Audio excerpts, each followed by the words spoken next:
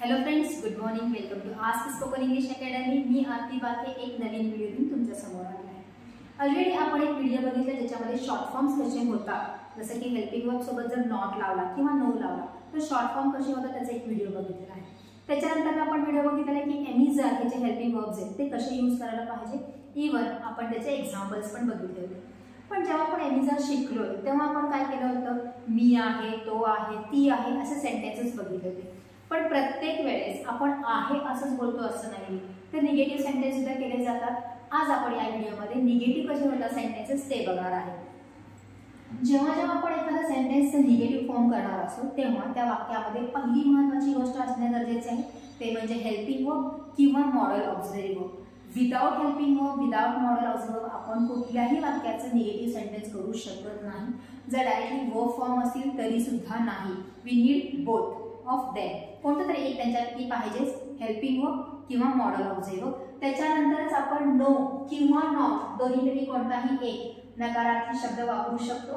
इथे मी मुद्दामून नॉट लिहिले कारण आपल्याला शॉर्ट फॉर्म्स बघायचे आहेत. एम इज आपण ऑलरेडी शिकलेला आहे या अर्थाने. मी आहे, तो आहे, ती आहे, ते सगळेजण आहेत हे आपण एका व्हिडिओमध्ये बघितलेलं आहे. आज जर त्याचं निगेटिव्ह करायचं झालं तर ते कसं होणार आहे, तर आफ्टर हेल्पिंग वर्ब आपण नो किंवा नॉट हा शब्द यूज करणार आहे कारण निगेटिव्ह फॉर्म करायचा आहे आणि त्याचा अर्थ होणार आहे नाही किंवा नाही. मी नाही, ते नाही. जसा तुमचा सब्जेक्ट चेंज होणार आहे त्याप्रमाणे तुमचा मराठी वाक्यामधला एंड सुद्धा काय होणार आहे, चेंज होणार आहे. शॉर्ट फॉर्म्स करत असताना आपण कसे होऊ शकतात ते पण बघूयात. जर एम नॉट जर वापरायचं नसेल तर आपण एमंट यूज करू शकतो. इज नॉट वापरायचं नसेल तर इजंट वापरू शकतो. आणि आर नॉट आपल्याला जर पूर्ण वापरायचं नसेल तर आपण आरंट सुद्धा वापरू शकतो. आयदर फुल फॉर्म आपण घेऊ शकतो और शॉर्ट फॉर्म आपण घेऊ शकतो. मी मुद्दाम लिहिताना दोन्हीही लिहिलेले आहेत. त्याचे अर्थ कसे होतात आणि कोणते एक्झाम्पल्स आहेत ते बघूयात. बेसिकली मी परत प्रत्येक वेळेस प्रोनाउन्स घेतलेले आहेत. प्रोनाउन सोबत जेव्हा सेंटेन्सेस केले जात असतात तर त्याचे शॉर्ट फॉर्म कसे होतील ते बघितले. Even we can make the sentences of proper noun. After this we are going to see that. First of all we will focus on the pronouns. I am not म्हणजेच I amn't. तुम्हाला कोणता easy वाटतो, full form का short form? It depends upon you. दोन्हीही बरोबर आहे. तुम्हाला जे इझी वाटतं लिहिण्यासाठी, वाचण्यासाठी, बोलण्यासाठी त्याचा तुम्ही वापर करू शकता. आय एम नॉट किंवा एमंट. मी नाही, जसे की मी बिझी नाही, आय एम नॉट बिझी. मी उंच नाही, आय एम नॉट टॉल. हे सेंटेन्सेस करत असताना आपल्याला काय करावं लागणार आहे, निगेटिव्ह फॉर्म यूज करावा लागणार आहे. वी आर नॉट किंवा वी आरंट शॉर्ट फॉर्म घेतलेला आहे, आम्ही नाही. यू आर नॉट किंवा यू आरंट ऑलरेडी आपण मागच्या व्हिडिओमध्ये बघितलेला आहे. यू हा एक वचन आणि अनेक वचन दोन्हीसाठी वापरला जातो. मग एक वचनी असेल तर तू नाहीस आणि अनेक वचनी असेल तर तुम्ही नाही या अर्थाने. ही इज नॉट किंवा ही इजंट, तो नाही. शी इज नॉट किंवा शी इजंट, ती नाही. इट इज नॉट किंवा इट इजंट, ते नाही. दे आर नॉट किंवा दे आरंट, ते सर्वजण नाही. दिस इज नॉट, हे नाही किंवा दिस इजंट.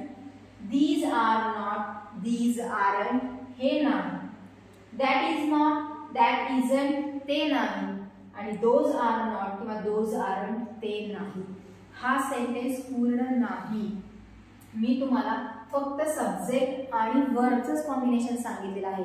एखादं सेंटेन्स जर तुम्हाला एमिझारचं करायचं असेल तर ऑलरेडी सांगितलं होतं की तुम्ही आफ्टर एमिझार एक तरी ऑब्जेक्ट यूज करू शकता किंवा क्रियापदाचं चौथं रूप यूज करू शकता. बरोबर आहे, ऑलरेडी आपण मागच्या व्हिडिओमध्ये बघितले आहे. So you are going to add only a word after this. याच्यानंतर तुम्हाला एक वर्ड ऍड करायचा आहे आणि मग तो काय होणार आहे, पूर्ण सेंटेन्स होणार आहे. एक तर तुम्ही ऑब्जेक्ट यूज करा किंवा क्रियापदाचा आयएनजी रूप. For example I am not tall, मग अशी सेंटेन्स केलं तर तसंच I am not teaching today, मी आज शिकवत नाही. एक तरी तुम्ही ऑब्जेक्ट म्हणून ऍडजेक्टिव्ह, प्रोफेशन, रिलेशन किंवा एज वेट घालू शकता किंवा डायरेक्टली वर्बचा आयएनजी फॉर्म करू शकता. मगच ते सेंटेन्स कंप्लीट होणार आहे. जसं की शी इज नॉट किंवा शी इजंट इन लायब्ररी, ती लायब्ररीमध्ये नाही. ही इजंट अ डॉक्टर, तो डॉक्टर नाही. दे आरंट बिझी टुडे, ते आज बिझी नाहीये.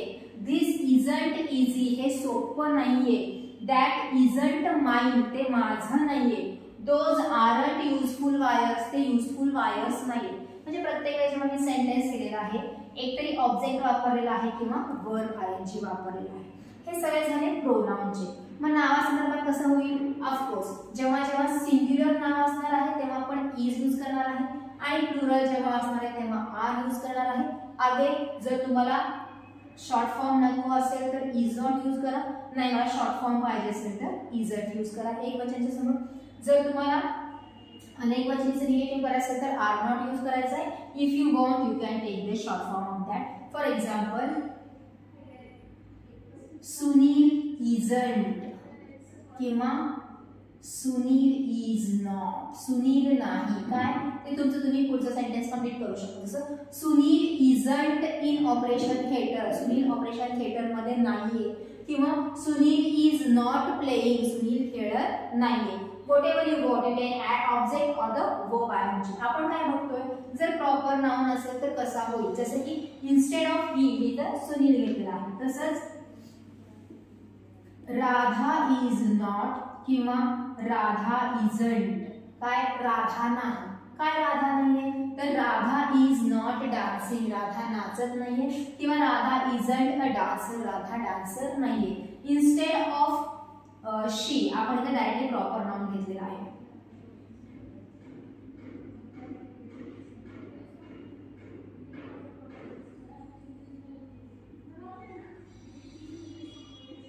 डॉग इज नॉट हंग्री किंवा डॉग इजंट हंग्री. कुत्रा भुकेला नाही तरी पूर्ण सेंटेन्स करून